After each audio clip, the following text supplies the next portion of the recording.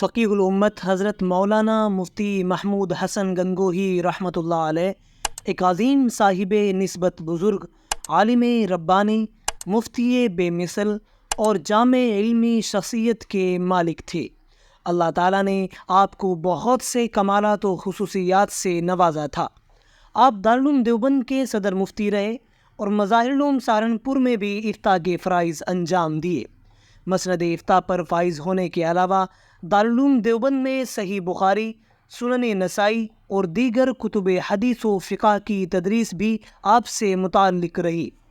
9 یا 8 جمادی الثانی 1325 ہجری 19 جولائی 1907 عیسوی کو شب جمعہ میں گنگوہ میں پیدا ہوئے۔ والد محترم حضرت مولانا حامد حسن حضرت شیخ الہند رحمۃ اللہ علیہ کے شاگرد تھے۔ مفتی صاحب نے ابتدائی تعلیم گنگوہ میں حاصل کی۔ 1341 ہجری 1923 عیسوی میں مظاہر العلوم سہارنپور تشریف لے گئے۔ پھر 1348 ہجری 1929 عیسوی میں دارالعلوم دیوبند میں داخل ہوئے اور 1350 ہجری مطابق 1932 عیسوی میں دارالعلوم میں حضرت شیخ الاسلام حضرت مولانا حسین احمد مدنی رحمۃ اللہ علیہ و دیگر اساتذہ سے تکمیل حدیث کی۔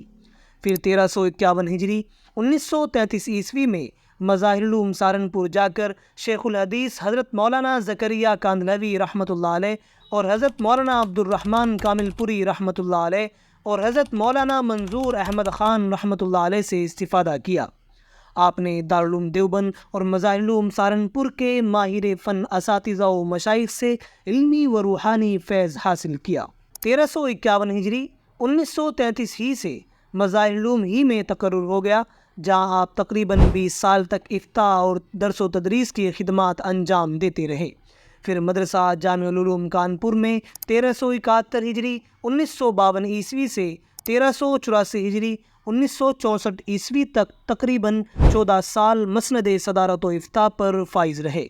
کانپور کے لوگوں پر آپ کے علم و فضل، زہد و تقوی اور بزرگی کا بڑا اثر رہا اور آپ نے وہاں کے مسلمانوں کو بڑا علمی و روحانی فیض پہنچایا۔ وہاں کا قدیم مدرسہ جامع العلوم عرصے سے تنزلی اور گمنامی میں پڑا ہوا تھا۔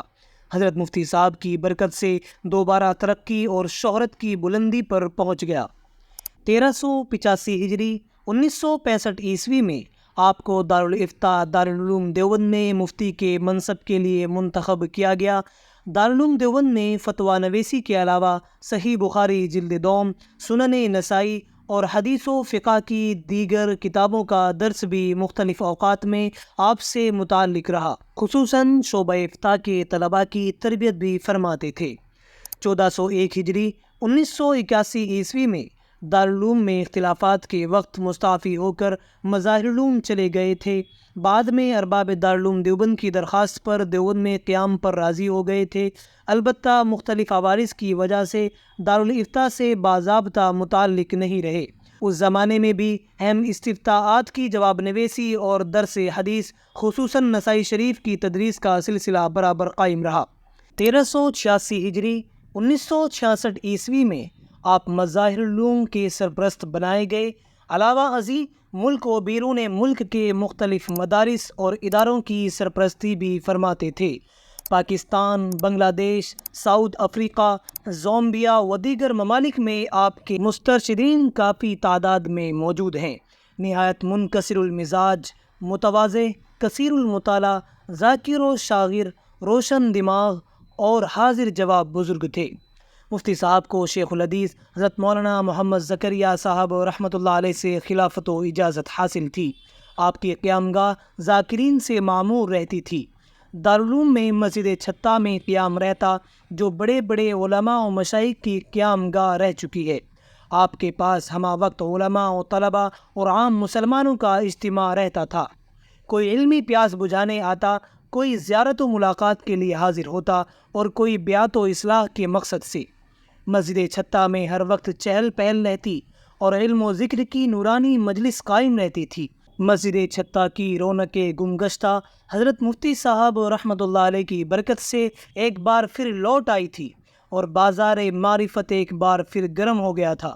آپ کو دیکھ کر علماء سلف کی یاد تازہ ہو جاتی تھی۔ آپ کی ایک اہم خصوصیت یہ بھی تھی کہ دارالعلوم سے انہیں جو مشاہرہ ملتا تھا اس کو وہ ہر ماہ نہ صرف یہ کہ دارالعلوم میں داخل کر دیتے تھے بلکہ اس میں مزید کچھ اور روپیے بھی شامل فرما دیتے تھے۔ ان کا یہ عمل بلا ناغہ جاری رہا۔ حضرت مفتی صاحب رحمۃ اللہ علیہ کو علم تفسیر و حدیث، فقہ و کلام اور دیگر تمام علوم دینیہ میں کامل مہارت تھی۔ فقہی کلیات و جزیات کا کافی استحضار تھا۔ آپ کا حافظہ بہت قوی اور مطالعہ بہت وسیع تھا۔ آپ کی ذات روشن ذہن اور مجتہدانہ بصیرت کی حامل تھی۔ اللہ تعالیٰ نے آپ کو بڑی جامعیت عطا فرمائی تھی۔ علم و عمل، خلوص و للہیت، تقوی و طہارت، خدمت خلق، تزکیہ نفس، تعبیر خواب، فتویٰ نویسی اور اتباع سنت وغیرہ تمام اوصاف و کمالات میں اللہ تعالیٰ نے آپ کو بلند مقام عطا فرمایا تھا۔ فرق باطلہ کی تردید میں حضرت مفتی صاحب ید طولہ رکھتے تھے۔ قادیانیت، رضا خانیت اور مودودیت کا مطالعہ کافی گہرا تھا۔ فرق باطلہ کے خلاف مناظروں میں بھی شرکت فرماتے تھے اور مخالفین کو لاجواب کرنے میں بے مثال تھے۔ علماء زمانہ آپ کی فقیہانہ بصیرت اور علمی گہرائی کے معترف و مداح رہے ہیں۔